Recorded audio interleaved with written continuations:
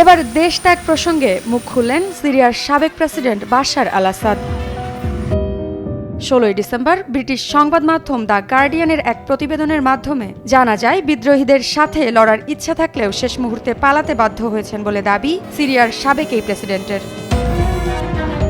গত 8 ডিসেম্বর আসাদ নেতৃত্বাধীন সরকারের পতনের পর 16 ডিসেম্বর মস্কো থেকে দেওয়া প্রথম বিবৃতিতে এই দাবি করেছেন তিনি। বিবৃতিতে বাশার আল আসাদ বলেন, সিরিয়া থেকে তার চলে যাওয়াটা পরিকল্পিত ছিল না এবং হামলার শিকার একটি সামরিক ঘাঁটি থেকে সরিয়ে নেওয়ার জন্য মস্কো তাকে অনুরোধ করছিল। সিরিয়ার সাবেক এই প্রেসিডেন্ট বলেন, 8 ডিসেম্বর সকালের দিকেই তিনি লাকাতিয়ায় চলে যান। এরপর সেদিন সন্ধ্যায় মস্কো তাকে তাৎক্ষণিকভাবে রাশিয়ায় সরিয়ে নেওয়ার অনুরোধ করে। সিরিয়া বর্তমানে সন্ত্রাসীদের হাতে রয়েছে বলেও বিবৃতিতে দাবি করেছেন আসাদ।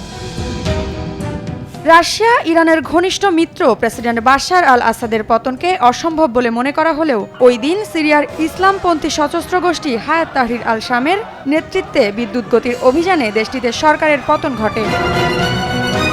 বাশার আল আসাদের দেশত্যাগের আগের দিন রাতে তিনি তার ঘনিষ্ঠ উপদেষ্টাকে একটি ভাষণ প্রস্তুত করতে বলেছিলেন, কিন্তু দামেস্ক বিমানবন্দর থেকে রাশিয়ার হামিমিম বিমান ঘাঁটি এবং সেখান থেকে দেশের বাইরে যাওয়ার আগে তার আর সেই ভাষণ দেওয়া হয়নি। বিবৃতিতে তিনি আরও বলেন, রাষ্ট্র যখন সন্ত্রাসের কবলে পড়ে এবং অর্থপূর্ণ ভূমিকা রাখার ক্ষমতা হারিয়ে ফেলে, তখন সেখানে যে কারো অবস্থান উদ্দেশ্যহীন হয়ে যায়। মৃত্তিকা বিশ্বাস, নিউজ 24।